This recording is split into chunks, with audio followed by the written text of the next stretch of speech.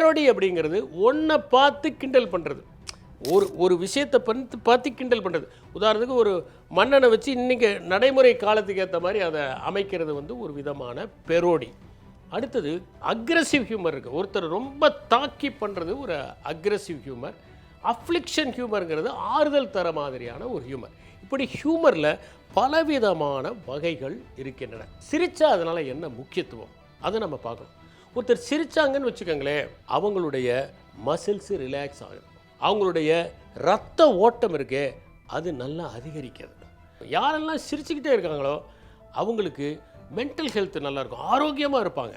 அதே மாதிரி அவங்களுக்கு ஸ்ட்ரெஸ் ஹார்மோன்ஸ்னு சொல்லப்படக்கூடிய இந்த அட்ரினலின் இந்த மாதிரியான ஹார்மோன்ஸ் எல்லாம் குறைவாக சுரக்கும்.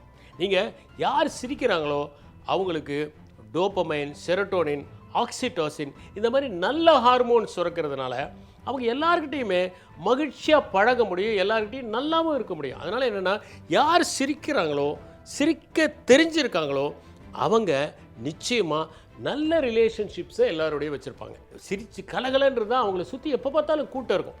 தன்னை பற்றிய ஹியூமருக்கு யார் சிரிக்கிறாங்களோ அவங்க தான் மகத்தானவர் அப்படின்னு ஜே கிருஷ்ணமூர்த்தி சொல்கிறார்.